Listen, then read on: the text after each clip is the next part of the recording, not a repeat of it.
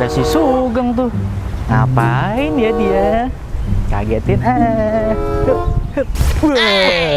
Bro, ngapain lu bengong aja dari tadi? gua bingung bro. Di kantor kita tiap tahun mesti aja ada karyawan yang ketangkep fraud bro.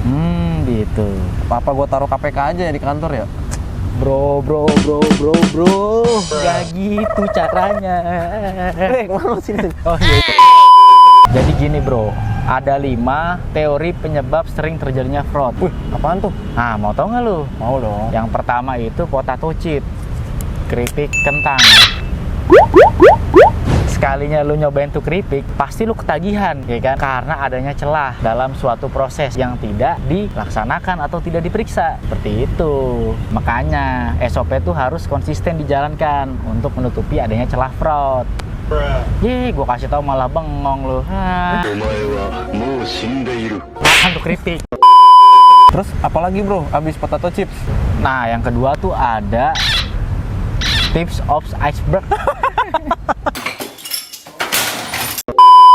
Yang kedua itu ada teori tips of iceberg. Biasanya tindakan manipulasi data itu hanyalah sebagian kecil dari proses fraud. Bisa aja di belakangnya tuh ada fraud-fraud yang lebih besar. Contohnya apa tuh bro? Contohnya kalau di perusahaan kita itu ada pelunasan debitur. Kayak misalnya lu pemalsuan KTP atau pemalsuan tanda tangan. Tujuannya apa? Tujuannya untuk melakukan fraud yang lebih besar. Penggelapan uang perusahaan dengan cara memanipulasi lunasan sebesar-besarnya. Kayak gitu. Ngerti nggak?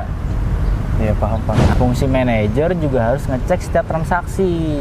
Jadi nggak cuma approve aja, kayak yang udah-udah. Pantesan fraud lolos terus.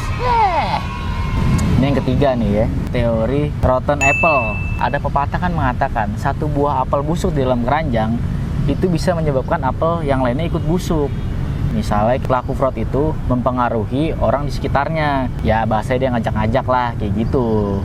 Contohnya gimana tuh bro? Contohnya gini, fraudster bilang, kan jumlahnya kecil, nggak apa-apa lah, kita kan nggak minta, dikasih orang. Dari mana duitnya? Makanya pentingnya bagi manajer untuk menjadi panutan, untuk selalu menanamkan nilai integritas supaya terbentuk budaya anti fraud. Jadi bawahannya nggak pada ngikutin, kalau atasannya fraud, ya bawahannya pada ngikutin lah, kerjasama, ya nggak?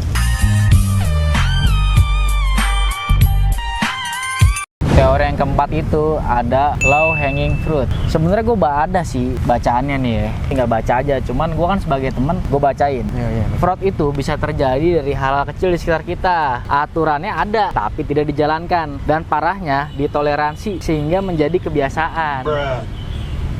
Lu malah bengong. Baca sendiri tuh. Bro, bacain lagi dong. Makanya kok dibilangin jangan ngeyel. Nih, seperti surat persetujuan pelunasan tidak diserahkan sebagai dokumen kelengkapan. Pengambilan dokumen jaminan dengan alasan lokasi debitur jauh dan nggak punya alat komunikasi untuk mengirimkan foto dokumen. Dari hal-hal kecil ini, kebiasaan-kebiasaan yang dimaklumi yang akhirnya menjadi penyebab terjadinya fraud. Jadi jangan ditoleransi pelanggaran-pelanggaran kecil. Kayak gitu. Bengong lagi. Nih yang terakhir nih, ada short memory syndrome. Ingat bro, pelaku fraud itu bisa jadi di PHK. Tapi modus fraud selalu berulang. Jangan sampai kita cepat lupa dengan modus fraud yang pernah terjadi. Pegangin dong. Nah, ya kan? Nah, ya kan? Pergi sekarang juga. Makanya rekomendasi audit harus dijalankan. Kalau nggak dicegah, jangan heran kalau fraud berulang dan target zero fraud cuman mimpi. Nah, gitu. Jadi gimana? Lu udah paham kan teori fraud? Gimana ya?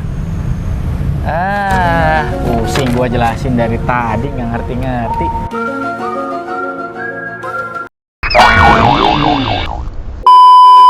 Gimana? Lu udah ngerti kan sekarang teori-teori fraud itu apa?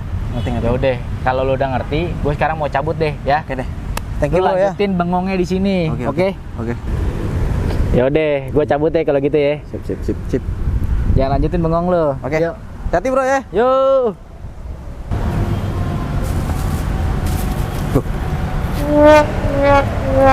Woi.